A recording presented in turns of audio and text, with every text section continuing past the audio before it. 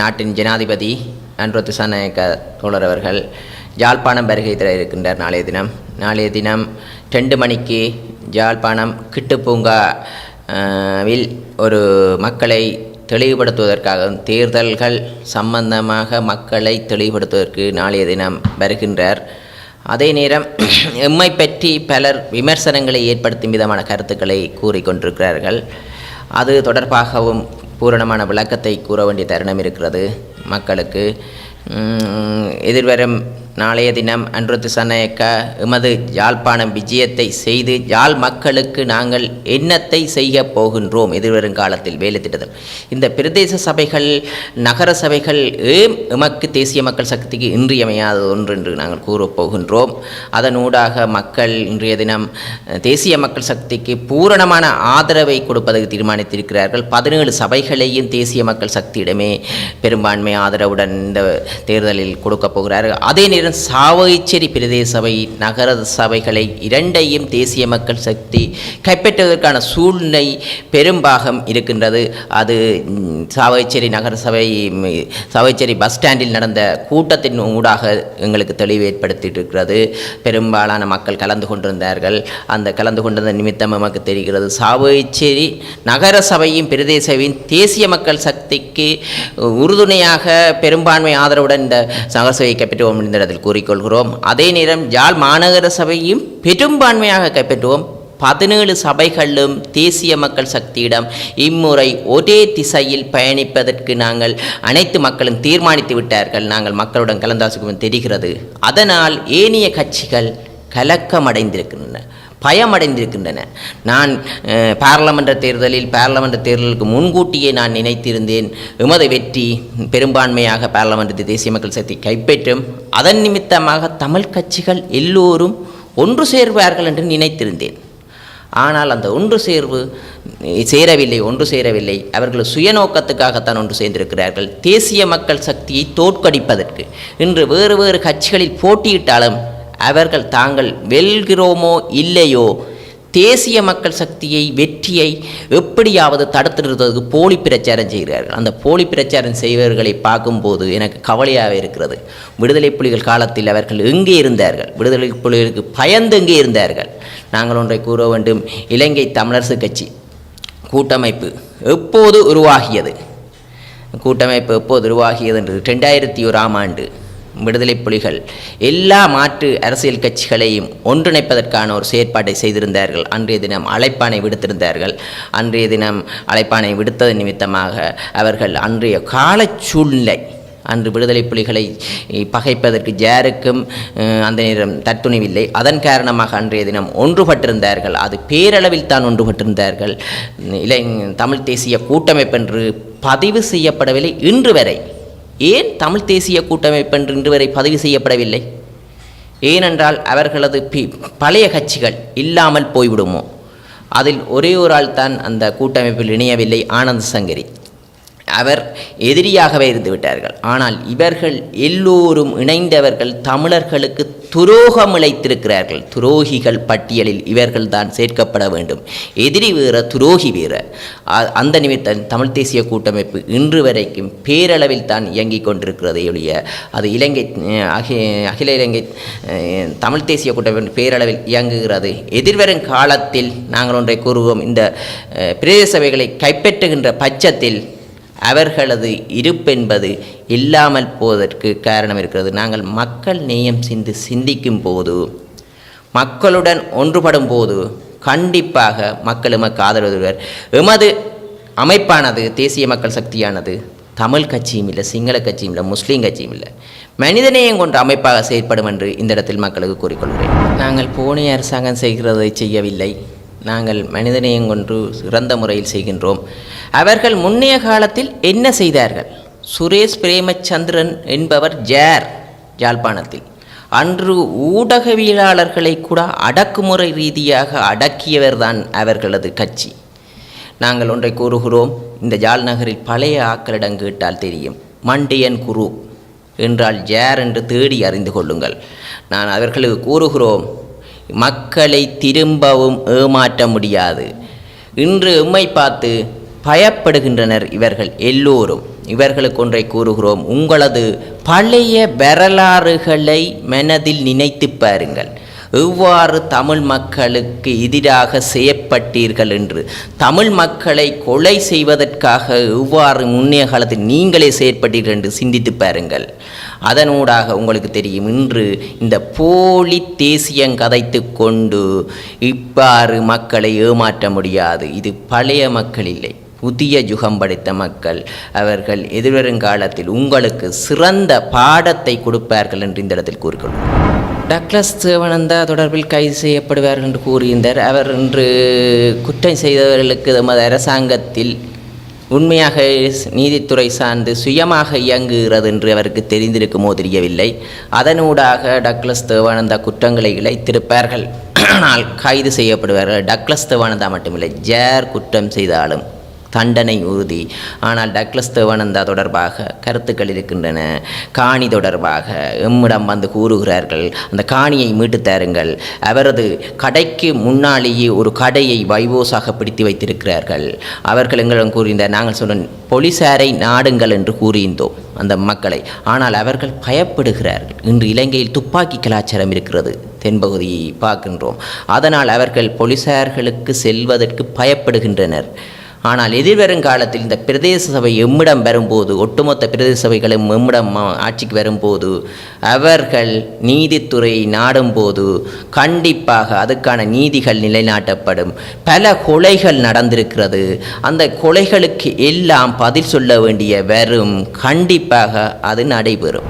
கண்டிப்பாக நாங்கள் ஆட்சி அமைத்த 5 மாதங்கள் அனுரத்தோழர் அவர்கள் நாட்டின் ஜனாதிபதியாக முதலே தேர்தல் பிரச்சாரத்தில் கூறியிருக்கார், நாங்கள் மாஜாஜாலை வித்தைக்காரர்கள் இல்லை, ஒரு வேலையை ஒரு நாளில் எல்லாத்தையும் செய்ய முடியாது.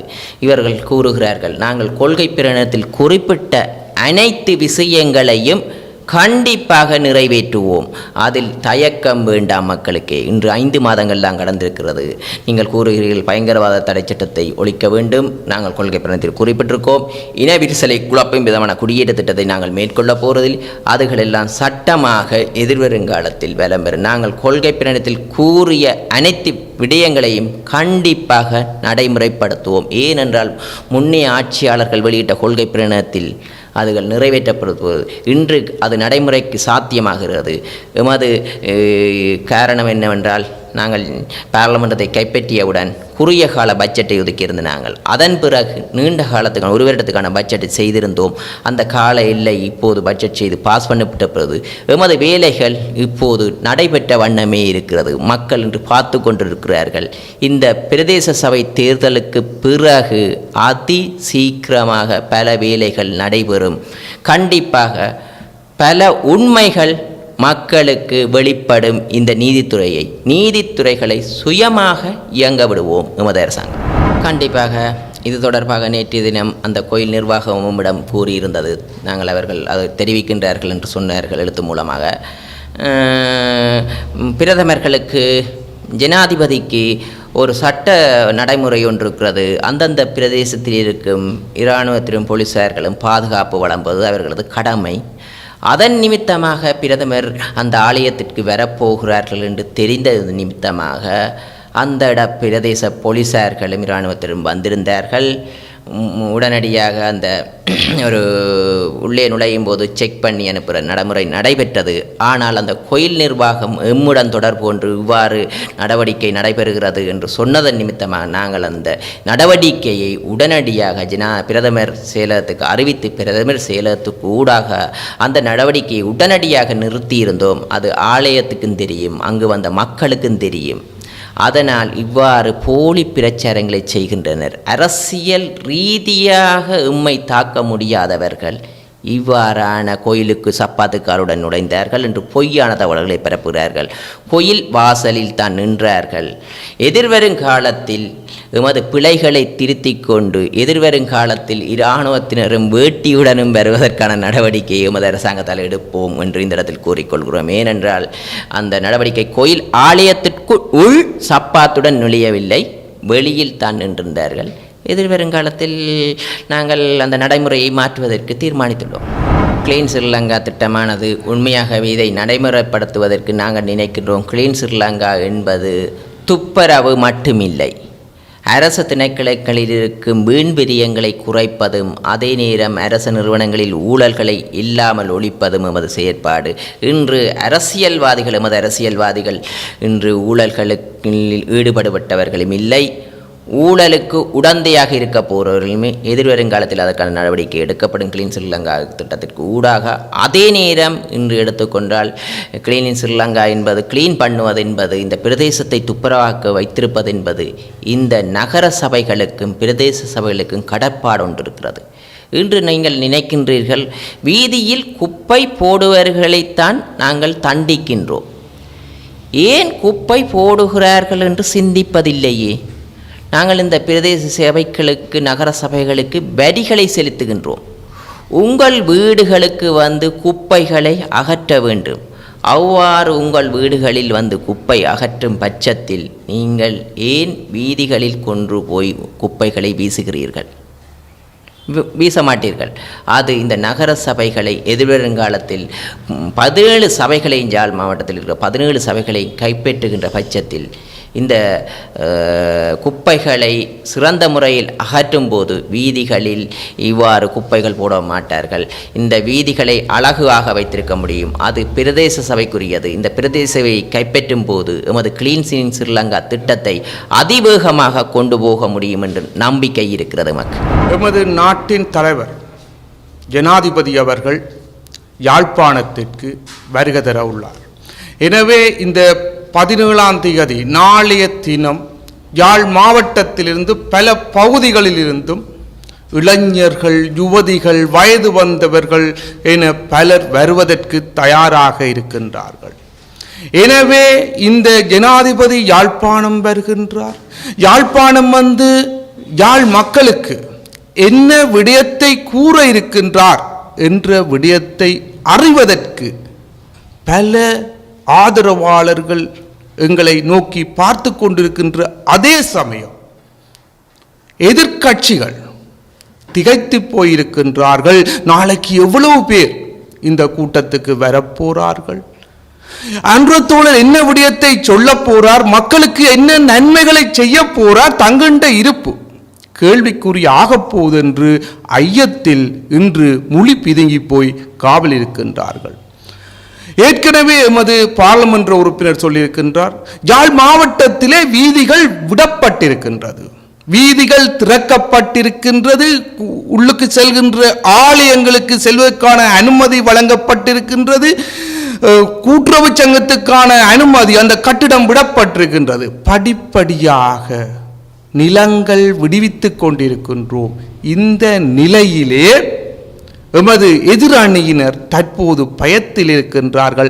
அவர்கள் இதுவரையும் 76 ஆண்டுகளாக மக்களின் விடிவுக்காக, தமிழ் மக்களின் விடிவுக்காக எதையும் செய்யாது இன்று இனவாதம், மதவாதம், சாதிவாதம் போன்றவற்றை கையிலெடுத்து தமிழ் மக்களை குழப்புகின்றார்கள்.